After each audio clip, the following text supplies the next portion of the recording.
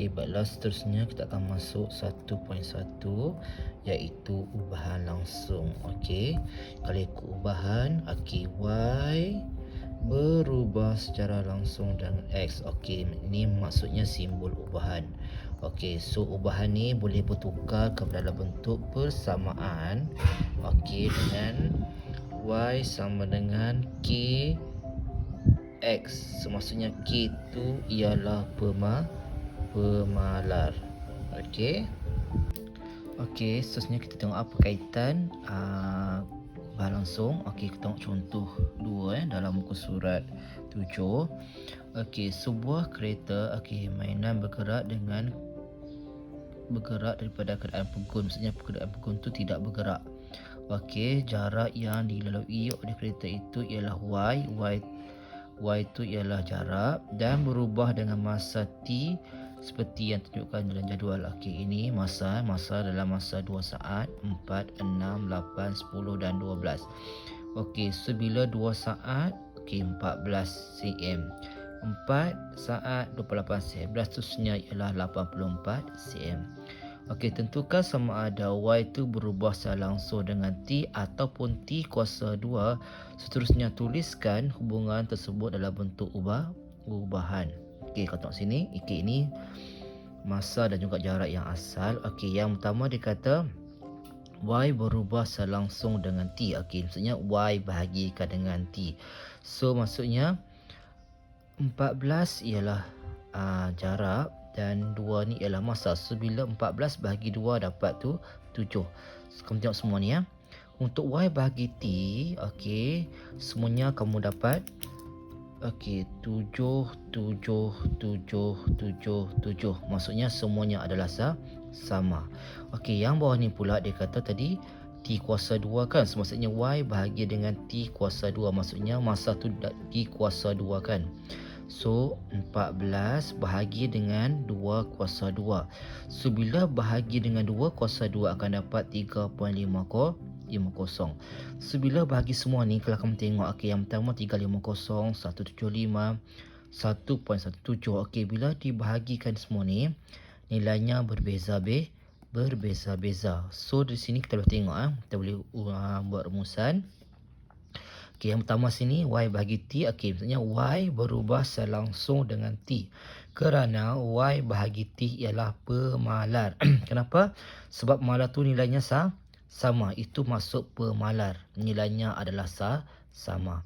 Tapi kalau Y yang ini pula Y bahagi T kuasa 2, maksudnya Y tidak berubah secara langsung dengan T kuasa 2 kerana Y per T kuasa 2 bukan pemalar. Kenapa? Sebab nilainya bila dibahagi nilainya tidak sama. Okey. Okey, baiklah ni. Okey, seterusnya kita pergi pada contoh 4. Okey, muka surat 8. Okey, di sini dikata diberi M sama dengan 0.8. Apabila N sama dengan 0.125, ungkapkan M dalam sebutan N. Jika A, kamu tengok dia kata M tu berubah secara langsung dengan N dan B tu berubah secara langsung dengan punca kuasa 3N. Okey, kita tengok ni Contoh 4 dia kata M sama dengan 0.8 dan N tu sama dengan 0.125. Okey, ungkapkan M dalam sebutan N. Okey, jika E itu berubah secara langsung dengan N. Okey, pergi A. Okey, seterusnya M berubah secara langsung dengan N.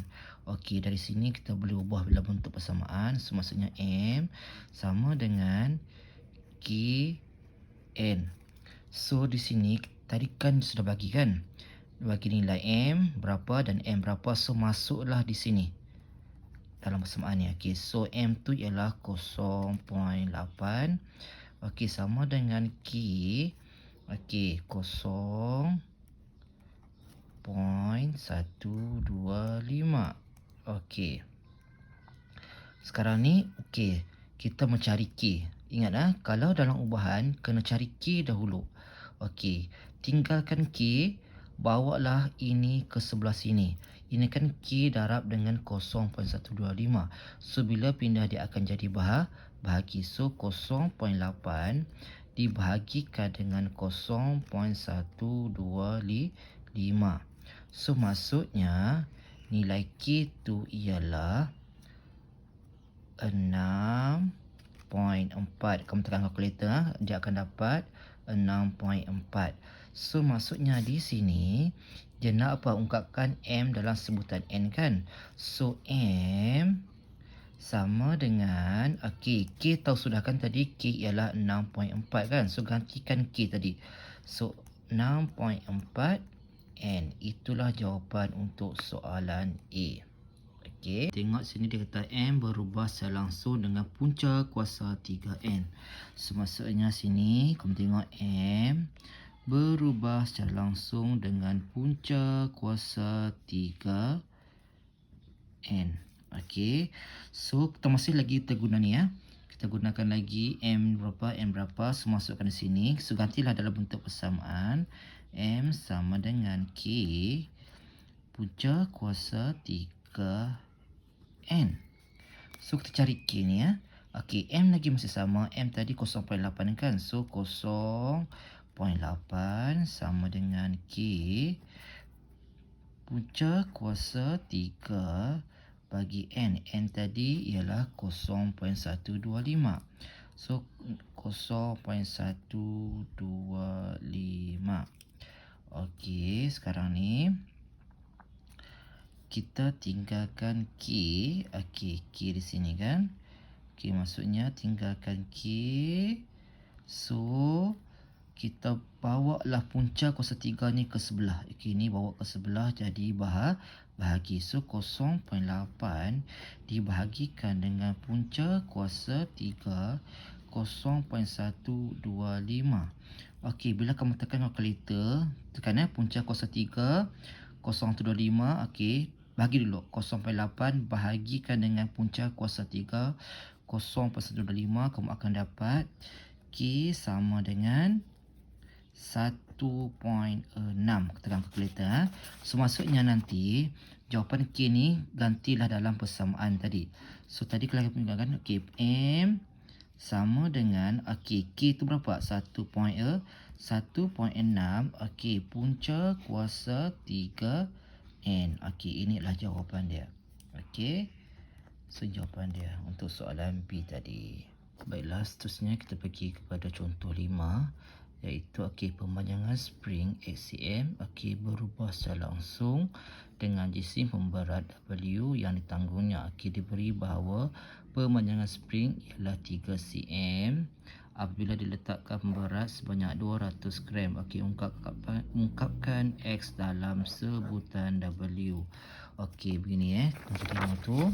Dia kata X tu ialah pemanjangan X diberi 3 cm dan W tu pemberat dengan 200 gram. So dia kata X tu berubah secara langsung dengan W.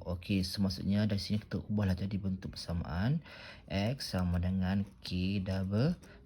So masuklah dua-dua ni ke sini so cari K. So X tu ialah 3.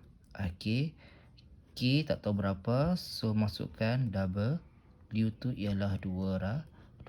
So untuk cari K, bawalah 200 ke sebelah jadi bahagi. So 3 bahagikan dengan 200.